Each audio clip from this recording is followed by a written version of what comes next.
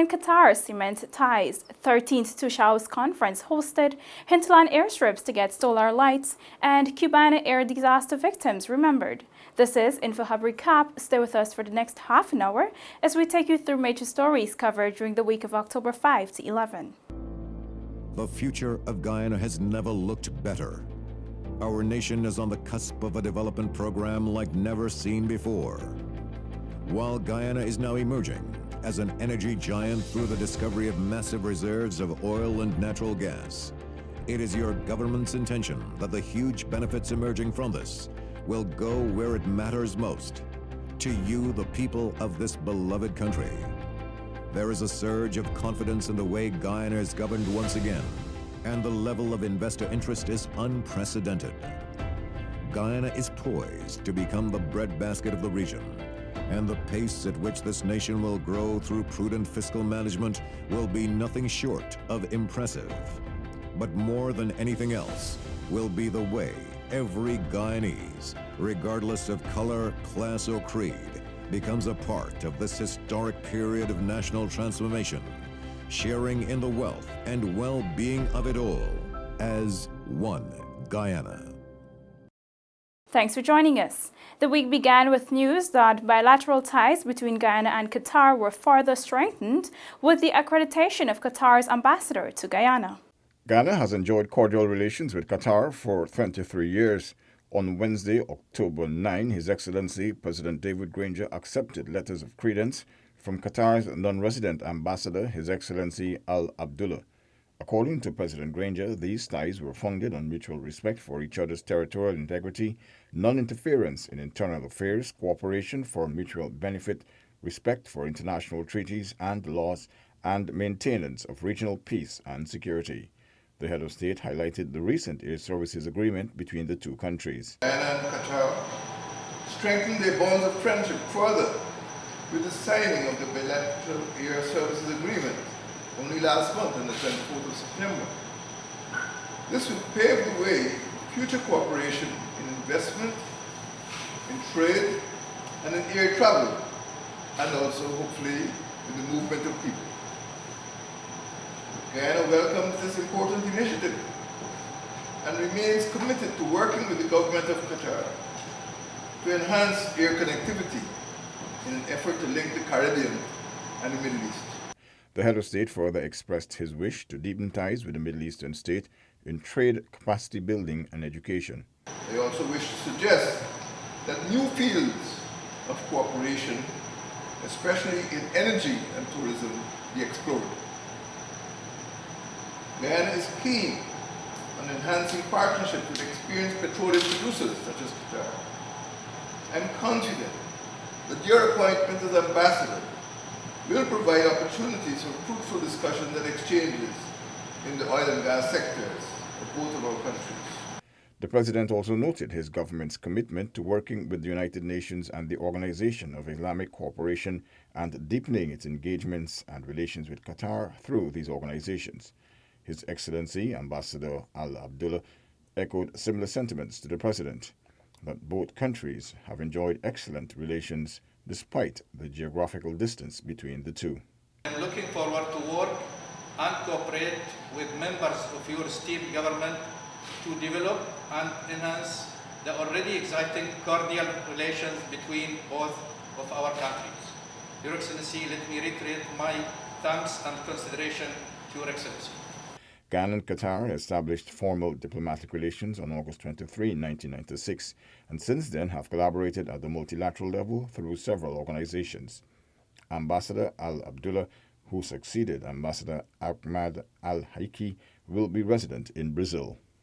The big news story of the week was the hosting of the 13th Conference of the National Toshaos Council. The theme of this year's meeting was Guyana's First Peoples, united in the promotion of a green economy through the preservation of languages, lands and rights. Our senior communications officers, Paul McAdam and Sinika Thorne, were there for the official opening.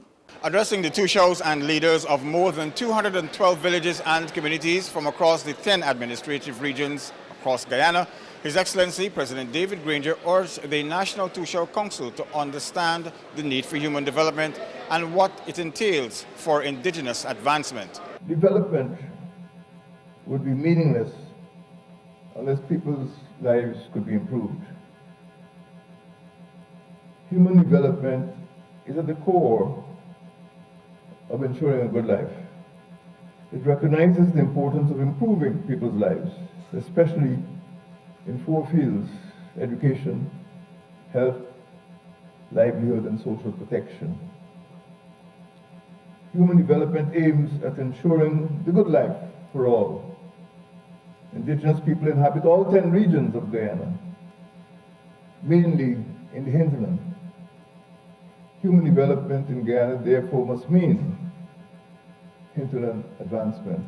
The Toshaos who are meeting at the Artichoke Conference Center for the next week were urged to put aside their differences and work together to reduce some of these social ills affecting their communities. Work together to reduce the incidence of alcoholism, incest, murder, non-communicable diseases, people trafficking, prostitution, substance abuse, teenage pregnancy and suicide in certain communities. Antisocial behavior undermines the cultural fabric of communities and lowers everyone's quality of life. His Excellency the President also reminded the Toshaos about the decade of development, its connection to the United Nations Sustainable Development Goals, and what it will mean for all citizens. The decade will promote measures aimed at closing the development gaps between hinterland and coastland. It will aim at ensuring that indigenous peoples, among others, would not be left behind. It will seek to promote measures aimed at solving the social problems which handicap indigenous people and hamper human development. The SDGs are important to human development. Their targets and indicators are useful measures by which to assess progress during the decade of development while we address human development. We now take you to Seneca Thorne, who covered the rest of the day's proceedings. Thank you, Paul. Also addressing the leaders this morning was Minister of Indigenous Peoples Affairs Sidney Alcock, who said that the government is committed to addressing land issues and the protection of the rights of indigenous peoples. The Amerindian land titling project continues, and at this forum there is space that we are going to discuss this further. There has been a lot of challenges, but we have been also very lucky to have 2 extensions for our Amerindian land titling, and I must thank the negotiators of government and Norway and the others who helped. We will now have the extension to 2021 December 31st. So work is ongoing. Minister within the Ministry of Indigenous Peoples Affairs, Valerie Garrido-Lowe, spoke of the many initiatives the government has been implementing in the hinterland, especially in the area of education and communication. This is what this government is all about, creating an academic and vocational revolution in the minds of indigenous and hinterland peoples throughout this beautiful country. Such is the vision of a caring and thoughtful government, one that is committed to creating a real-time development environment for our people, thereby departing from the past trend of giving handouts and making us independent instead. Toshaos of the NTC, Nicholas Fredericks, urged the leaders to use the week's proceeding to properly represent Guyana's first people. From the Artichoke Conference Center at Linden with videographer Kenyan Bacchus, Seneca Thorne for InfoHub. Later that evening, His Excellency President David Granger hosted a cocktail reception for Toshaos and other indigenous village leaders who attended the conference.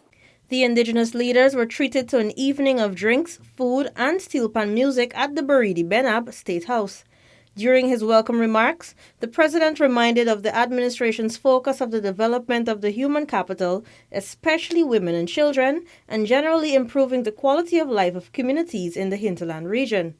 We want to ensure that all Chinese see themselves as equal, and it is impossible to achieve equality without the contribution of first peoples, the indigenous people of this country. The Toshaos are in Georgetown for the 13th Annual National Toshaos Council NTC Conference being held at the Arthur Chung Conference Center. The 5-day conference allows village leaders to have engagements with the president, government ministers, and officials from various government agencies. For InfoHub, Delicia Haynes. As the conference unfolded, more than $34 million in presidential and capital grants were handed over to the Toshaos for implementation in green sustainable community projects. The checks were presented to 25 village leaders by Minister of Indigenous Peoples Affairs Sidney Alikok and Minister within the Ministry Valerie Guridalo during the 13th Annual National Toshaos Council Conference being held at the Arthur Chung Conference Center. Among the projects that will be executed are the construction of village guest houses and resource centers, bridges, agriculture, tourism, and transportation. Bashaijan village also received an ATV and the community of Hotokwai an outboard engine. Toshao of Hotokwai Owen Singh explained that the $1 million presidential grant his village received will be used to clear a new recreational space for the youths. We having a play field very well, but what happens is that there is 2 schools. One is the bottom school and one is the top school. And the bottom school, they renovated it and there are a lot of glass windows down there. And on the top school, there are 48 solar panels. So we cannot play like games because the glass could break. And if we hit any ball to the upper school, it could break also the solar panels. So this is why we are using this presidential grant now to clear a new play field. Singh also explained that the 40 horsepower boat engine will be used to transport elderly residents to uplift their pensions at the Mabruma Township and assist farmers to take their produce to the market. He commended the administration for its continued support to his community. Well, I feel good. I feel happy about it because it is something good for our community. It will benefit us a lot. The Presidential Grants Program is aimed at creating self-sufficiency within the hinterland communities through green, innovative projects. This year, over $200 million will be invested in 215 villages and communities under the program. Seneca Thorne, InfoHub. $35 million has been invested by the Ministry of Public Infrastructure to install solar lights for selected hinterland airstrips. Minister of Public Infrastructure, the Honorable David Patterson, made this announcement during Day 4 of the National Toshaos Conference. These solar lights will be placed along the airstrips at night, and then the Toshaos and the Village Council will keep it in their possession. So Indigenous leaders within the conference room commended the new initiative. If we have some permanent light in place, it will certainly serve a very good purpose because we do have cases of emergencies and in the village, and not only in the village, but let us say on the Essequibo coast. And if aircraft or helicopter is needed to come in and we have lights, it will be no problem. So I really feel excited about that news, and I look forward to the implementation. Representing the Anai district, Toshaos Zacharias Norman wasted no time in stating his unreserved approval of the ministry's move. Yeah, first of all, I must thank the government to upgrade the airstrip. It is in good condition right now, and now putting the system into place will be a great improvement to the airstrip as well, because Anai is a district which is North Rupununi sub-district, right, which population of about 8,000 people in the sub-district. So it will be a big improvement for the people of the North Rupununi. Minister Patterson also noted plans to upgrade airstrips in several hinterland communities come 2020. These will be conducted to the tune of $690 million and includes airstrips in Kurukubaru, Orinduk, Kaichor, Fairview, Carisparu, Paruma, and Achiweb. Now, here is an important reminder.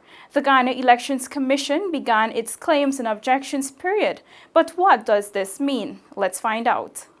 What this means essentially is that a prescribed timeline has been specified for persons to go and check the new voters list to ensure that their names are on it. GCOM's claims and objections exercise began on October 1 and goes until November 18, 2019, when this part of the election preparation process is scheduled to end.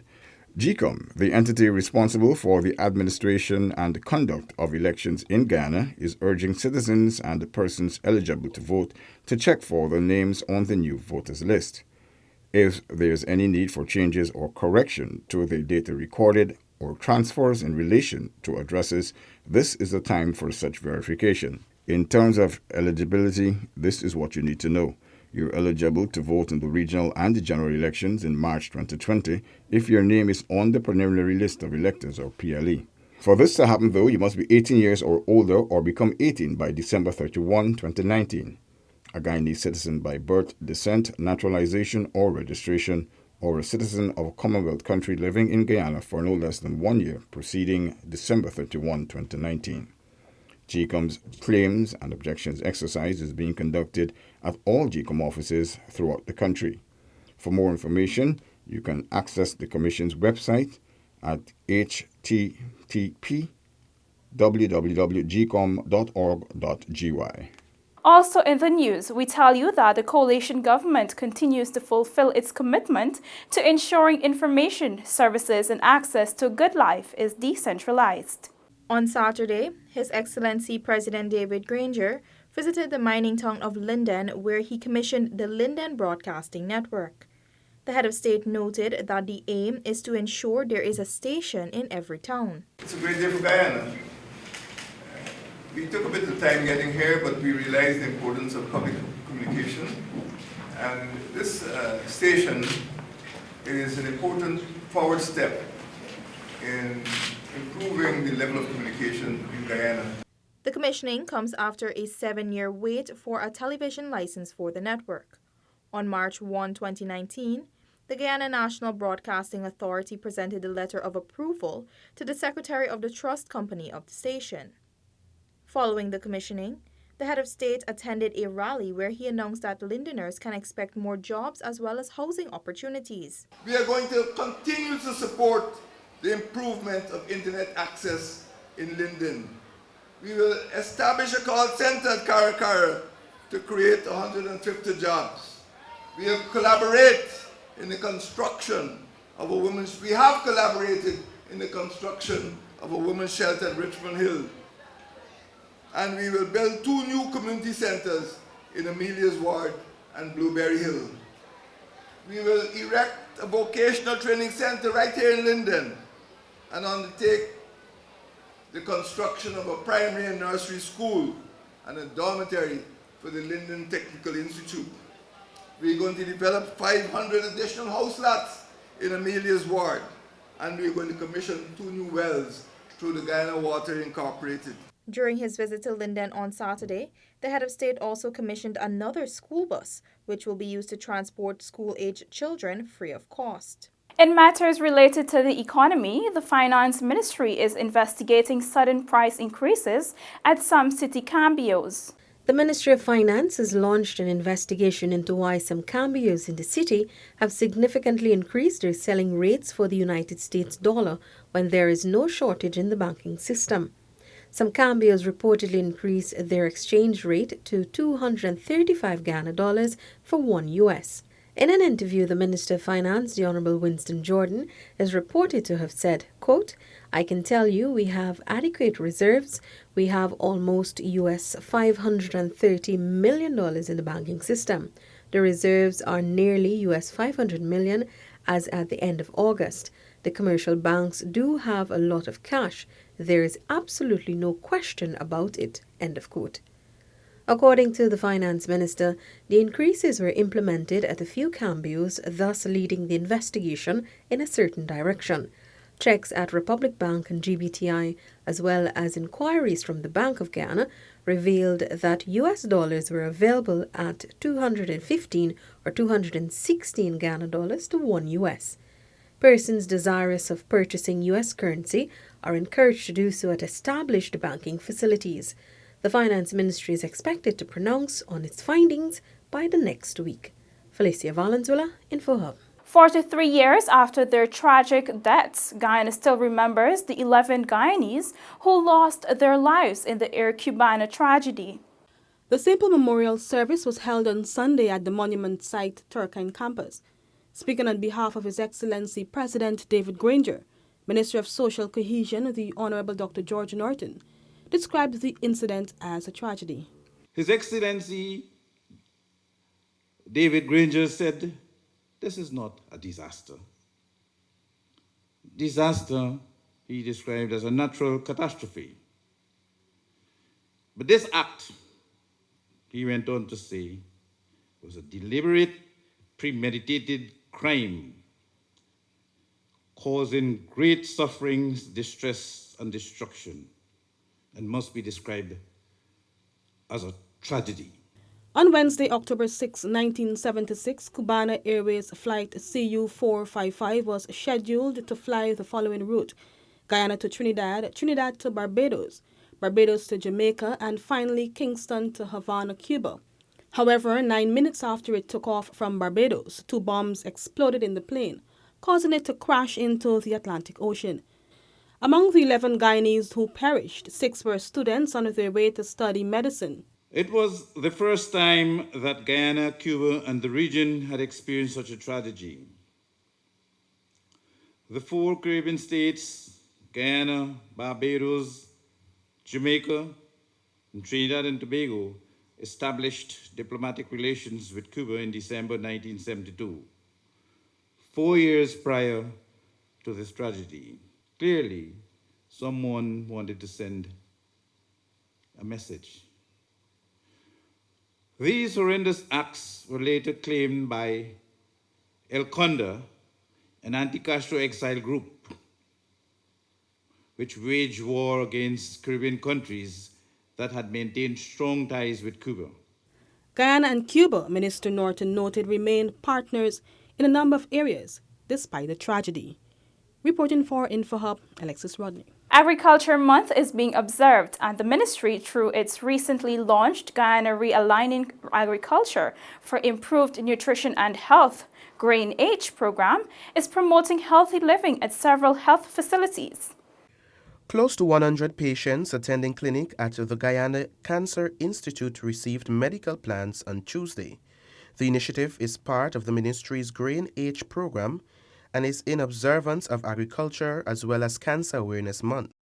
Deputy Chief Executive Officer of the Georgetown Public Hospital Corporation, Elizabeth Gonzalez, described the move by the Agriculture Ministry as very unique.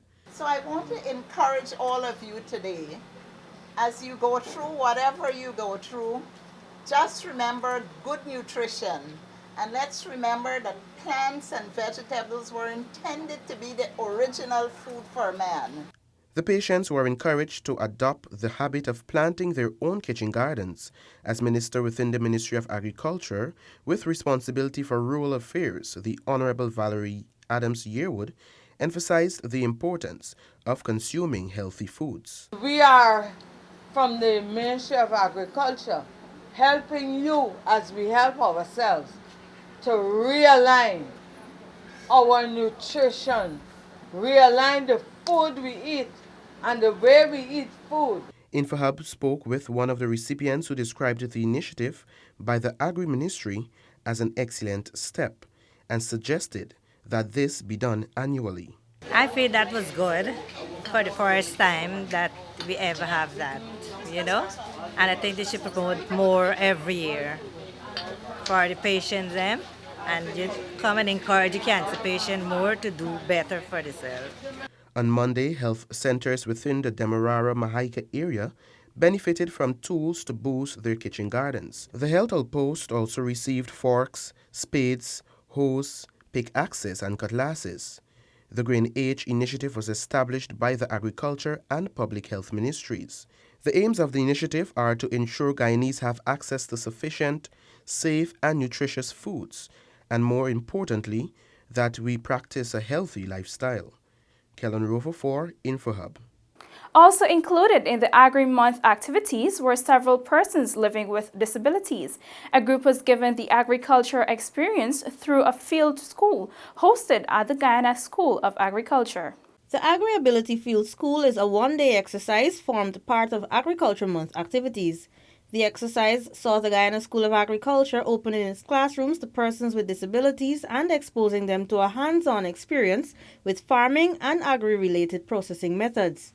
According to Minister within the Ministry of Agriculture with responsibility for rural affairs, the Honorable Valerie Adams-Yearwood, persons with disabilities should be included in such activities. Some of you will have an opportunity to see what a shade house looks like, what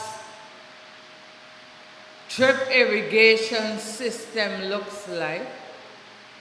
Some of you will go to the agro-processing unit and you'll have an agro experience. This activity says to Guyana that not because somebody may have a disability that we should throw them in a corner.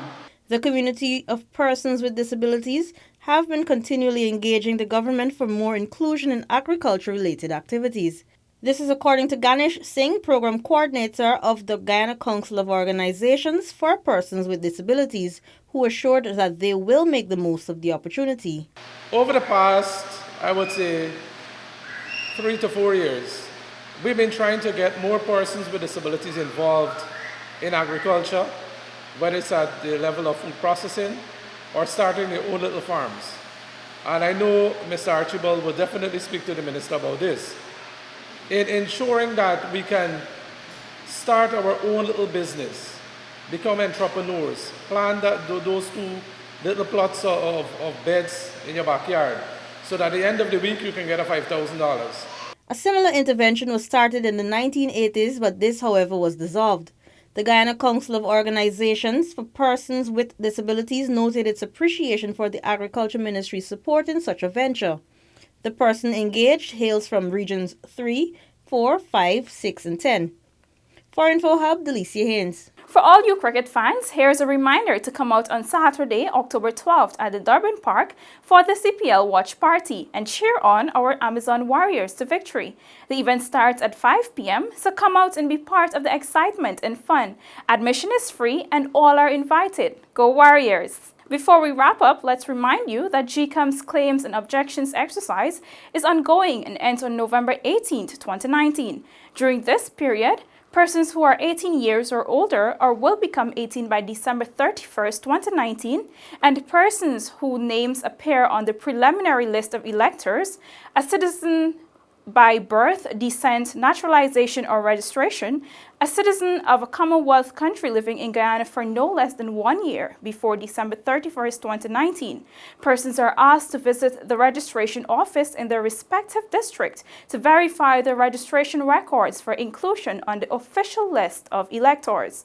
Also, persons whose names appear on the central registrar can make changes or corrections to their particulars of transfers. The countrywide exercise is being conducted at all GCAM offices.